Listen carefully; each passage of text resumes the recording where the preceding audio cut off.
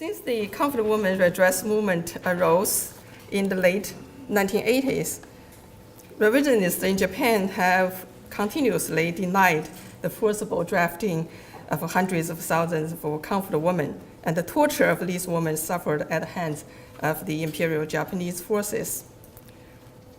Facing the steadfast revisionist campaign, Chinese researchers have put great effort into archival research in recent years and unearthed new evidence for the Imperial Japanese military's direct involvement in setting up the comfort woman system. This paper discusses the dedicated work and research findings of the Jilin Provincial Archives. This is the building of Jilin Provincial Archives, and these are the files on the shelf.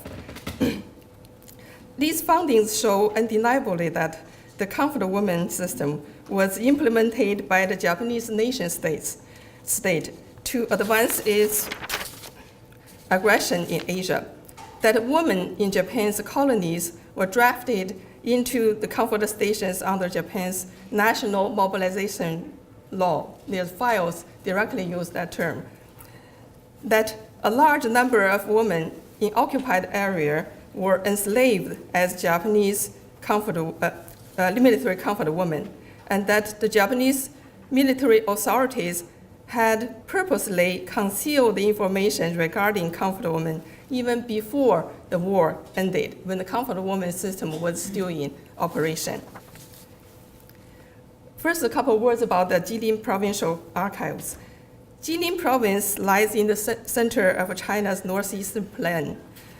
The area was occupied by the infamous Japanese Guangdong Army in 1931.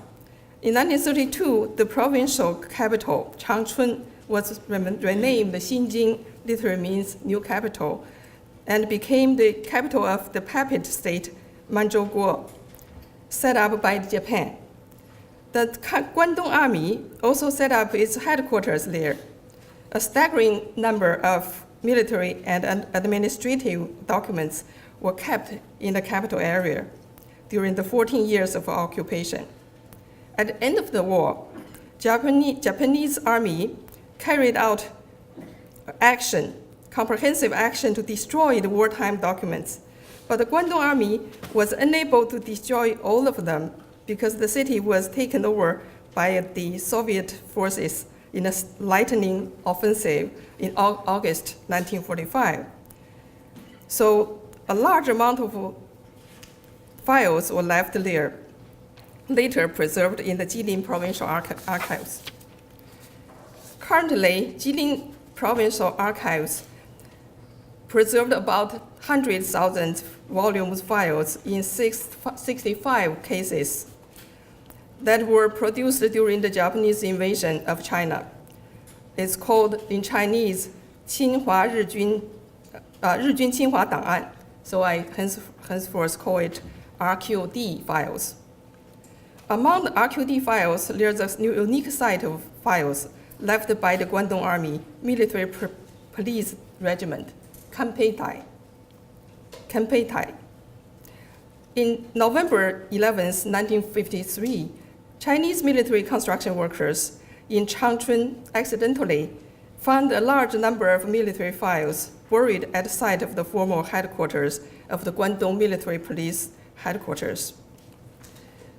Hirota Toshimitsu, the former head of the guard squad of Xinjing Military Police, detained at the Fushun War Criminal Detainment Camp at the time, confirmed that these files belonged to the Guangdong Military Police Regiment. These files were buried under earth for more than 80 years. So when they were discovered, it was in very poor condition. After the initial cleaning and repair, the local Public Security Bureau of China collected and preserved these files before turning them over to the Jilin Provincial Archives. So more systematic categorization and research on the files was carried by the Jilin Provincial Archives in the 1990s. Before that, as you know, there's a Cultural Revolution, so on and so forth. So not much work was done until 1990s. And the volume level catalog of these files was completed in 2005. The text was both challenging, mentally challenging and physically hard. At a 2014 interview with Xinjing Bao newspaper, Zhao Yujie, she is a senior research archivist and a leading member of the team, recalled that for a long period of time, she suffered from nightmares and couldn't sleep while working on these files, as the translation was linguistically difficult, and the archivist often had to deal with records of brutal killing and atrocities. By 2005, archives have published 10 volumes of research reports and collections of selected RQD files. Starting from 2011, facing the steadfast denial of Japan's war atrocities, the new leadership of the archives commissioned a larger team of specialists and graduate students to translate and conduct research on the RQD files. The archives also began digitizing the files and collaborate with other institutions to make documentary, so on and so forth. However, the size of the RQD files is immense. Zhao Yujie estimates that it would perhaps take 50 translators for more than 70 years to finish translating the 100,000 for Ikiryu documents. These are the published volume. Only the first volume contains documents concerning comfort women. And the other volumes do not have comfort women relevant materials. So among the published documents in the first volume, there are 89 files, 25 of them concerning comfort women. There are basically 4 types. One is the military police report in 1938, right after the Nanking massacre, about the situation in the area, in the occupied area. The other is Manzhouguo Central Bank's report on the huge funds of money used to procure comfort women. And the third is military monthly mail inspection report that include soldiers' letters that were seized because they mentioned comfort women. And another type is the record of military men's improper misconducts or offensive. The last part, the first type, I didn't include in my paper due to the limit of length. So I focus on 3 topics. First, the comfort woman system as Japan's war apparatus is clearly evidenced by the RQD files. In my work on Chinese comfort women, I argued that the development of comfort woman system speeded up right after the Nanking massacre. So this time, the new evidence from the military police report again confirmed that argument. 2 reports submitted by Oki Shingeru. These are the photos of the original file. Commander Oki Shingeru is the chief of the Japanese military police regiment of Central China Detachment in Nanjing. On February 19 and 18th, he submitted 2 reports. This is 1938. The 2 reports summarized the situation of the comfort facility in Nanjing and its surrounding areas 2 months after the Nanking massacre. Each of the reports contains a table with information on the comfort facilities in Nanjing and other areas, 8 areas nearby, which listed the total number of Japanese soldiers stationed there and the number of comfort women and the ratio between the soldier and these women. So this is the chart I translated directly from the photo earlier. From the very beginning of the full-scale war, this first table is from 1938, February 19th. From the very beginning of the full-scale war, the Japanese military had already systematically planned and implemented the comfort woman system. And a large number of military men used the comfort station. At Zhenjiang County, see the chart, for example, 5,734 Japanese military men used the comfort station. During the 10 days reporter from the February 1st to 10th in the year. And the second table indicates that in the same area, Zhenjiang, the number of military men used the comfort station increased in 10 days, 8,929. Within the 10-day period, there were also more women were sent to the comfort stations in the following areas. At Xiaguan, for example, the number increased from 6 to 17. Xiaguan is only a district of Nanjing. At Danyang, a small county near Nanjing, from 9 to 6, and Wuhu from 25 to 109. The rapidly growing comfort stations drafted women from Japan, the Korea Peninsula, and the local occupied area. The note in Table 2 that shows that at Wuhu, there were 48 Japanese. So there's a number indicated. These are all original Japanese, translated from original Japanese. And, 48 Japanese, 36 Korean, and 25 Chinese. And in Danyang, due to the insufficiency, we are now recruiting comfort women in the local area.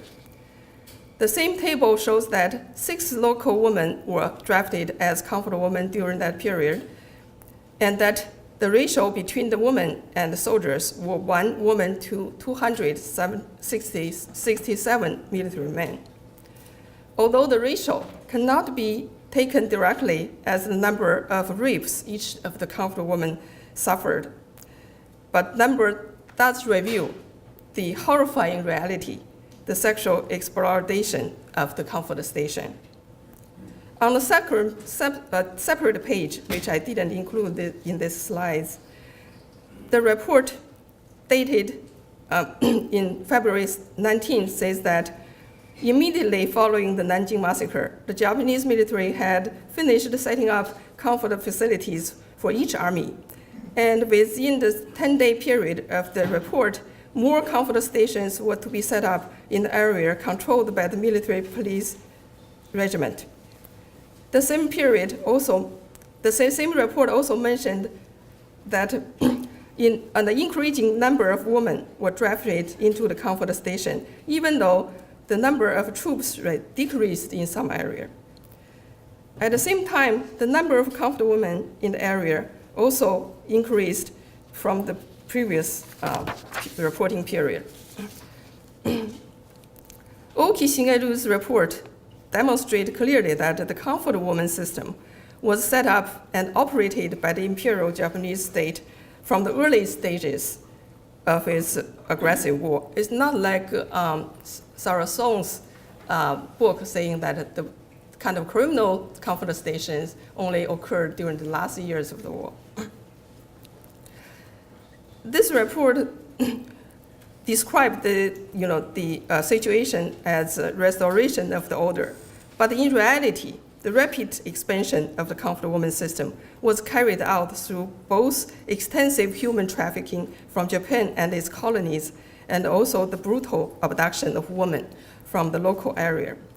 In the 1939 report written by China's chief of Liyang City Police Bureau, stated that in February 25th, 1938, around the same period, Japanese soldiers abducted Mrs. Jiang Wu and other local women at Yiyang, a county about 60 miles from Nanjing, is also in Jiangsu province, taking them into their barracks and detaining them naked in an empty room, thus making a temporary comfort station.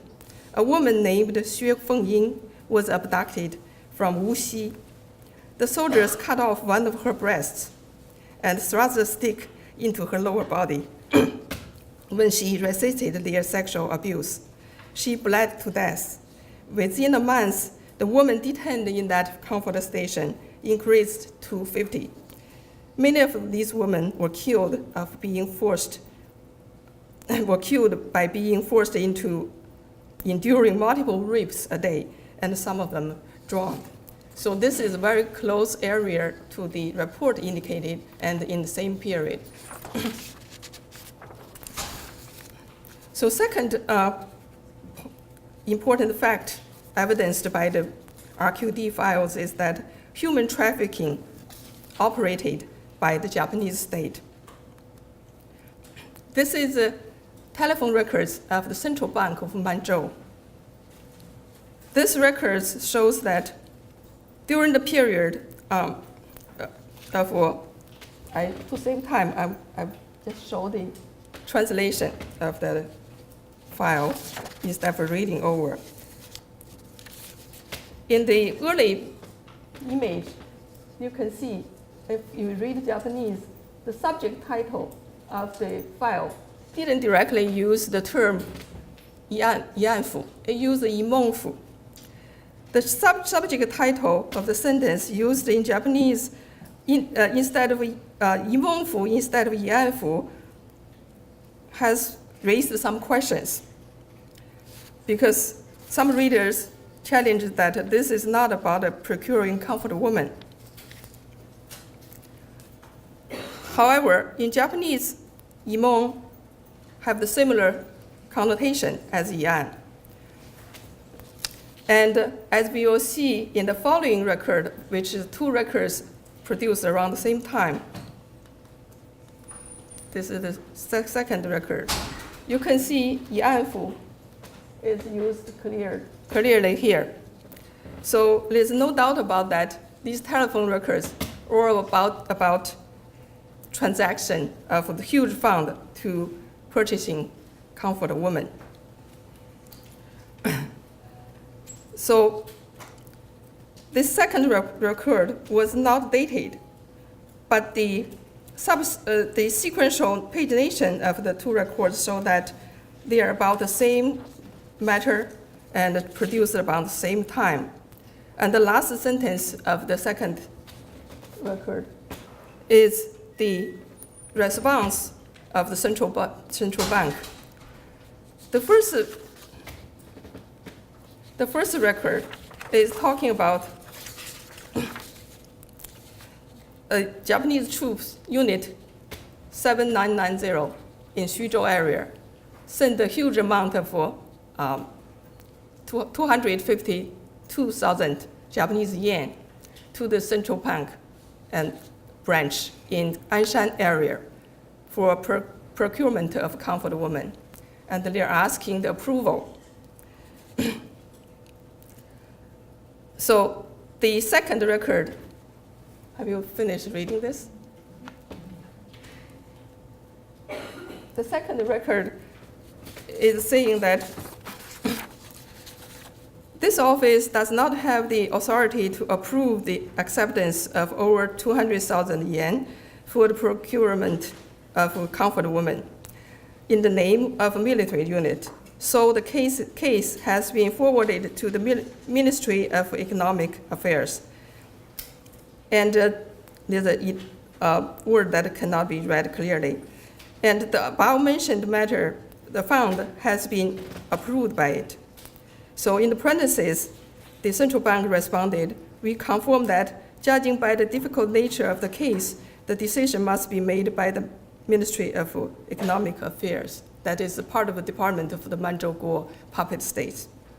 So in fact, the use of the word 疑梦府, not only because the second record mentioned that, but also in Japanese military men's wartime memoir, recollections, we can also find that term. For example, in Japanese military man Toshima Kenji, a former corporal and squad leader of the 59th Division, 54th Brigade of Japanese Imperial Army, he told a story about his unit abducted 8 Chinese women and made them the troops in Mongdan, which means comfort delegation. This happened in 1943 in the area also very close to Xuzhou, the military units that sent funds to procure comfort women. So that abduction was brutal. The Tomishima told in his recollection, told that how the troops have the woman to have sex with the old Chinese man, who was taken by the troops as a road guide, so the soldiers could watch, and how they made a young girl crawl naked for their entertainment, and how the troops eventually gun-raped the woman and burned the road guide to death. That day was December 8th, Japan's Imperial Edict Day, celebrating the Emperor's declaration of war against the United States and Britain. So amid the atrocities, Second Lieutenant ordered Army reporter to tell the woman, "Today we will make an exception to spare them from execution. They will die." Okay. So he directly used the term, say, we are not killing you, but you will sooner or later be picked up by another troop, making them as a delegation, comfort delegation. So there's no doubt about this money was for procurement of comfort women. Can we consider this huge amount of money was paid to the comfort woman? I think this issue, there's many research has been done that even for the women who are reportedly received advance money or received some portion of comfort station fees, their existence in the comfort station is still sexual slavery because they are deprived their freedom. And as Professor Yoshimi Yoshiaki proved in his research, very small portion of the money goes to them. So this huge amount of military fund is more likely to be used for trafficking women from overseas to cover the transportation, the middlemen's charges, so on and so forth. So during that very short period, the huge amount of money indicates the existence of a well-planned and state-sponsored system for human trafficking. So I have to cut a lot of things. So here I included some mail inspection report. Here's the translation of the first report. So in this section, I would like to show that even during the comfort woman system in operation, the Japanese government and military deliberately concealed the information. So now when they say there's no evidence, they don't have a base to argue for that. So this soldier's letter, as I showed in the picture earlier, was seized by the military policeman because it mentioned that the Japanese military comfort station was no ordinary brothel, but an integrated part of the military unit. The station was physically set within the barracks. Particularly noteworthy is that this letter used the term heiryoku to indicate the number of comfort women. Heiryoku, people know, Japanese all know that is a term for the manpower of the troops, right? So in the wartime Japanese military men's concept, the comfort woman was not prostitute. They were part of the war apparatus. So they used heiryoku to describe there were 25 Korean women in that comfort station. Most significance is that the letter see the red line part. The letter tells us that the comfort women were taken to the comfort station by Japan's National Mobilization Law. The National Mobilization Law was issued by Japanese government in March 1938 to put the Empire of Japan on wartime footing after the full-scale of aggression war broke out. So under this National Mobilization Law, hundreds of thousands of women and men were forced into Japan's military war effort. So here we can see the heiroku used to describe comfort women and kokka sodoin ho. So this evidence shows clearly the nature of Japanese military comfort women system is operated, well-planned, and intentionally concealed by the Japanese military and government long before the war ended. It's not something accidental or for the prevention of rape. There's another letter very interesting. I don't think I have time to describe, to discuss it, but if you're interested, I can talk to you about it later. Because this letter mentioned a large number of comfort women followed the troops traveling. I saw some online revisionist argument say, wow, this is proving comfort woman is the troop following prostitute. But I argue otherwise. And I think my argument is convincing. I think I would like to stop here. I just want to show that China, as the major theater of Asian Pacific War, witnessed unspeakable atrocities committed by the Japanese military forces. The RQD files discussed in this presentation are only a small part of the wartime documents left by Japanese military. As the Chinese researchers' investigation progress, their findings will continue to contribute to the transnational movement for justice and historical truth. And I want to mention there's going to be a new volume dedicated to comfort women documents, which is not published. Unfortunately, they don't let me to get into the archives directly. So I'm trying to working with the archivist in China closely to try to make these documents available in English for the broader research community.